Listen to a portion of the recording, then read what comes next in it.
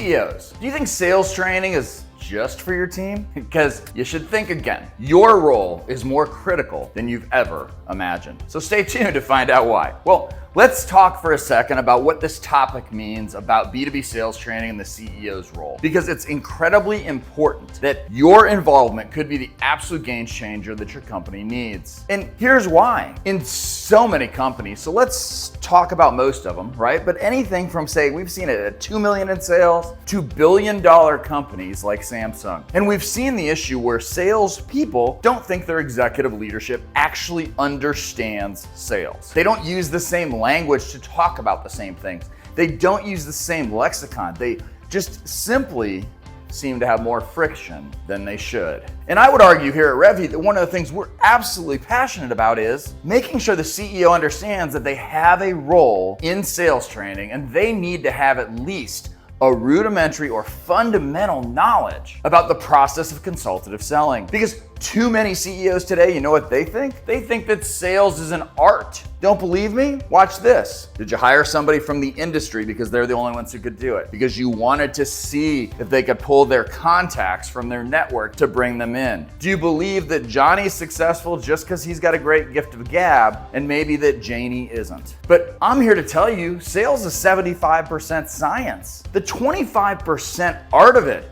is just how you apply the methodology. Because here's the deal. It is absolutely a science because we can structure the way that our sellers engage in order to have them grow respect, be valued by their prospects, and trusted. And if you can put a process to it, it's scientific. So let's keep going because your involvement in B2B sales training could be the game changer you've been waiting for. I've started to outline a few of the reasons why I think CEOs should actually care more about sales training than they do. But let's break that down more realistically into the real world and what that actually looks like. So I can tell you in a number of examples that I've had in my career, when the CEO gets involved, we see some pretty drastic changes. So as an example, Third and Grove's a fantastic agency out of Boston, and they're one of our clients. And Justin got very involved early, and he said, you know what? As the CEO, I actually want to go through the RevHeat Academy before my team does. And as Justin went through this process, he was great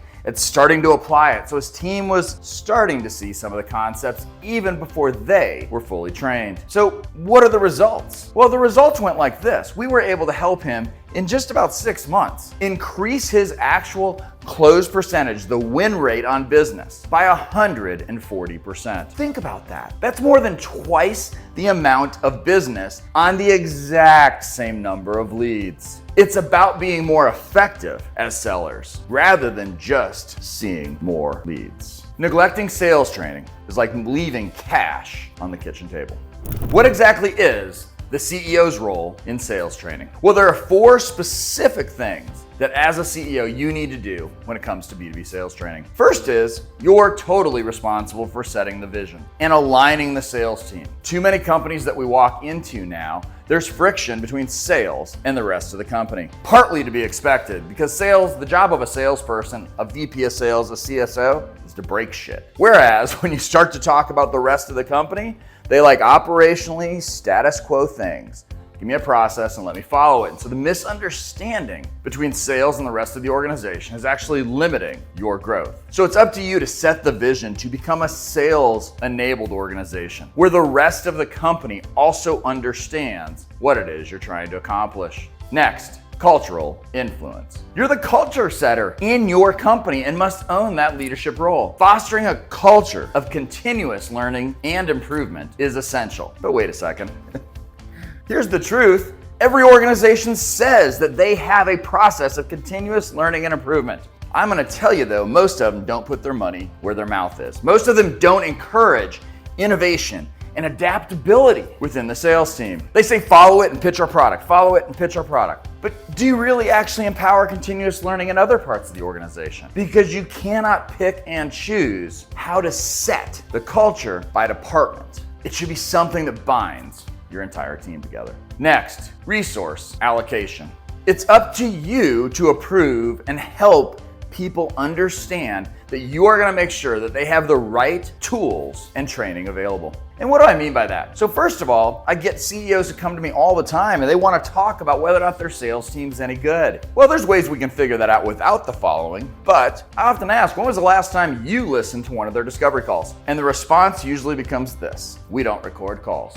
Well, if you're a sales athlete, how are you supposed to get better unless you analyze the tape? Analyzing the tape matters. And that's an example of a tool that no company should be without. And let me take it past that. Let's say, for example, that you're like, well, I don't know about recording that. But with today's tools as an example, you can actually record the calls, have AI transcribe them, have AI separate out the action steps, and condense the total time that somebody else needs to support the salesperson. In addition to that, you've got to get them the training. You have to invest in sales enablement for your team. Sales is interesting. It's almost the only profession in the sport I can think of where we don't do anything to get better after we've learned it the first time. You know, LeBron James used to be yay high. And before he could actually shoot a hoop, before he could actually put that thing up in the basket, what did he do? He dribbled. And he dribbled. And he did it in his driveway, and he probably did it everywhere else. You know what he still does today, 20 plus years in the NBA? He practices dribbling every day. In sales, it's much like that. If you don't use certain skills, you lose certain skills. And finally, your role in sales training comes down to this: active participation. You have to lead by example. You have to be in, attend the training sessions, provide feedback, and mentor your team. You have to be the one who asks the sales manager or sales leader or the individual salesperson, hey, when you tried this new thing, how did that go? What did they say when you did this? As a leader, there's nothing better than an assumptive question that assumes they're doing the things they should be, so that if they weren't, they're hearing they should, and then they have to fess up that they didn't. But you have to be in it so you can understand. The modern seller today must be consultative and strategic, and I would argue they're still selling like they're stuck in the 1980s. It's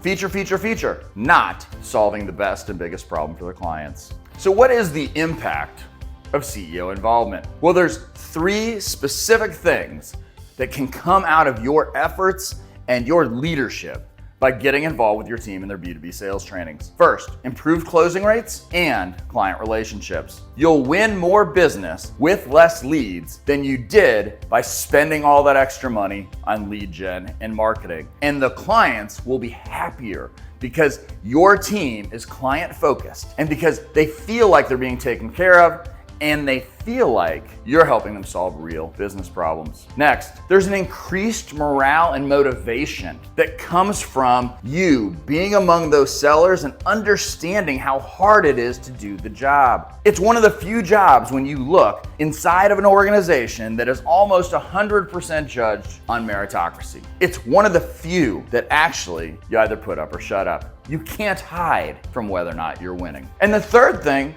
is it will increase your strategic value for your clients and your market positioning against your competitors. Because if you do the things right that you're supposed to in strategic selling, consultative selling, you cannot help but outposition yourself versus competitors who are simply showing up and throwing up. I mentioned to you Justin before and how his win rate for his team when he got into it went up 140%. But here's another one. So Rachel was the CEO of a technology company who got involved in the sales training and was fantastic at being a part of it, at understanding it, at asking those questions to make sure that it was being applied. We took a struggling company who'd been in a 2-year revenue slide, year over year less revenue, turned it around and helped them grow the company itself by 120% in just 18 months. And then over the course of the next 5 years, it grew 600%.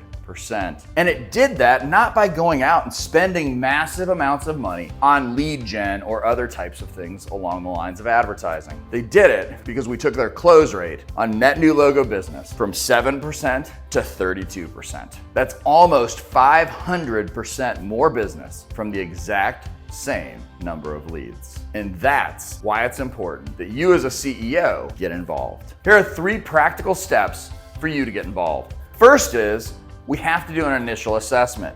Now, we prefer to do science-based assessments like things that you'll find in our State of Sales Skills 2024 Engineering Excellence reports. We're actually measuring people against their peer group because we want to know who's going to be able to perform. We measure them against the 21 core selling competencies, things like reaching decision makers, consultative selling, selling value, hunting. But we also measure the stuff that's getting in the way. Like, do they want to be, loved or liked by their prospects rather than respected and trusted? Because if that's the case, maybe they're not going to ask those hard questions that they need to ask in the sales process. So first, you have to do an initial assessment. Anyone who actually comes in and wants to work with you and do sales training for your organization and does not put something in front of you that says, we're going to do this audit based upon science, you should probably move on to the next person. Second, that allows you to develop a training plan because now we know where they are, and so now we can figure out where they need to go. If you and I are just sitting here and I say, hey, come on, jump in my car, we're gonna go drive for 8 hours, you're probably not gonna do that. But if I tell you, jump in my car, we're gonna go from Atlanta to New York, the hotel is paid for, everything else is paid for, and we're gonna go watch the New York Mets. All my Mets fans, I'm sorry, I know they're struggling. But let's say that we were gonna go do that. There's a much higher likelihood that you're gonna get in the car because you understand where we're going. That's the whole point about developing a training plan. Start with where you are, develop the plan to where you wanna be in the next 18 months. And then third, you need to do regular check-ins. This has to be shown as something that's important to you. You have to check in with your team and make sure that they're applying the lessons that you want them to apply. You have to do the hard work and go listen to a discovery call. Make sure they're using the frameworks that are being taught. Because if you don't actually check in with them, they'll check out. I encourage you to take the first step because I think now you've understood why it's so critical that a CEO gets a foundational knowledge of how to do strategic or consultative selling. And it's such an important topic, but you need to be able to communicate in the language so that you know what the reps are doing right or wrong. If you're curious about what an audit looks like, or how an initial assessment shakes out, or what the value of that looks like, I invite you to visit the link below and go download our State of Sales Skills in 2024 Engineering Excellence. Because the idea is really this. When we did this proprietary research, I wanted to know, can you build the perfect salesperson? I'll leave it up to you to go look and come to your own conclusions. So do that. Understand that if you want any other resources, we also have a book, Strategic Selling Unleashed, which goes over our methodology, which helps sell $1 billion for our B2B clients. It's consultative and client-centric and prescriptive and scoring-based. So this has been awesome. I hope this has helped you to understand why the CEO's role in B2B sales training is such a critical aspect. And from here, it's now up to you. And so it's up to you to get involved and to understand that because you can drive the success for your team. Until next time, we'll see you.